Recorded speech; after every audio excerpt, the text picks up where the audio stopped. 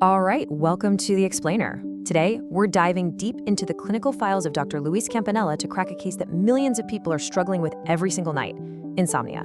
But we're going to look at it in a completely new way, not as a feeling, but as a critical system failure. Okay, let's get into it. So let's just start with a question that kind of flips everything we think we know on its head. What if all those restless nights, the tossing and turning, what if that isn't actually about being tired? What if it's really about being unable to shut down? And right there, that's the heart of the problem. According to the research, insomnia is really a disorder of hyperarousal. The files call it the red alarm. Think about it like this. Your body's ancient fight-or-flight system gets stuck in the on position, and it just refuses to power down, even when you're perfectly safe in your own bed. Yeah, it's like a light switch that's just jammed. That is your brain during insomnia. It stays on high alert in this constant state of vigilance, which makes deep restorative sleep biologically impossible. Your body is basically braced for a threat that never, ever comes. Now, this is about so much more than just feeling a little groggy the next day. When a body is stuck in the on position for that long, it starts to break down. So let's really look at the true cost of this constant state of alarm. And Dr. Campanella's files are incredibly clear on this. Prolonged hyperarousal is literally toxic.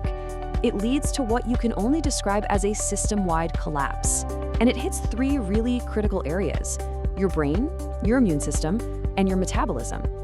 Okay, so first step, cognitive rot. See, during deep sleep, your brain runs this amazing cleaning cycle, flushing out all this metabolic junk, like amyloid plaques.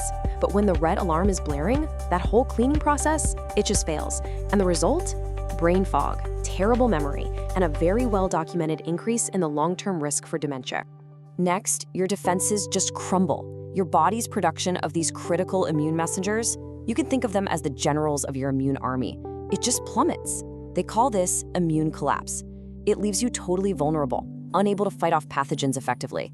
It's exactly why you get sick so much more easily after just a few bad nights of sleep. And finally, there's metabolic chaos. You see, sleep deprivation causes the stress hormone cortisol to spike, and it creates insulin resistance. And that combination sends a crystal clear signal to your body: store fat and crash your energy levels. It becomes this awful, vicious cycle of exhaustion and weight gain. So, faced with all that, what do most of us do? We try to catch up on the weekend, right? But the clinical data shows this is honestly one of the worst things you can do. It actually makes the entire problem worse. Let's see why. I mean, look at this. This slide just lays out the massive conflict between what we do and what our biology needs. The myth is that you can erase a week's worth of sleep debt with a long lie-in on Saturday. But the reality is you're just giving your body's internal clock, your circadian rhythm, a massive case of jet lag. And that almost guarantees you're gonna have a terrible case of what so many of us get: Sunday night insomnia. And this just says it all, doesn't it? Here's the most crucial point. Your body doesn't need more sleep, it needs predictable sleep. It's the regularity, the consistency that actually resets the system and finally turns off the red alarm. Okay, so if consistency is the cure, then how in the world do we actually achieve it? Well, the files lay out a really clear evidence-based strategy for taking back control. It's a strategy they call gaining the grip. And it all comes down to two incredibly powerful clinical tools that really anyone can use at home. And listen, these aren't just little tips. These are actual therapeutic techniques designed to retrain your brain and get you to respect your own biology. First, and honestly the most powerful tool, is stimulus control. The rule is so simple, but it is absolutely non-negotiable. Your bed is only for sleep and for intimacy. That's it. If you are lying awake for more than 20 minutes, you have to get out of bed. Go to another room, do something calming, and only come back when you feel sleepy.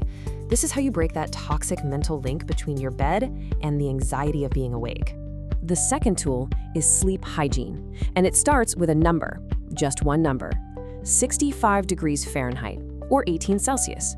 That is the ideal temperature for sleep. See, your body temperature needs to drop to initiate sleep, and a cool room is what helps it get the job done. And beyond that perfect temperature, the other essentials are probably what you'd expect, but you really can't overstate how important they are. Total darkness signals your brain to produce melatonin. Avoiding that blue light from screens for at least an hour before bed is absolutely critical.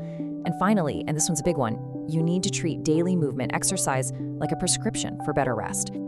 So when we put all of this together, the biology, the myths, the solutions, we really arrive at one single central principle. And here it is. This is really the final pearl from Dr. Campanella's files. Insomnia isn't the problem itself. It's the fire alarm. It's the warning that your system, your schedule, your stress, your environment is way out of balance. Sleep isn't the goal. Sleep is the result of fixing the system. So the takeaway is this. Gaining true grip on your sleep isn't about wrestling your brain into submission every night.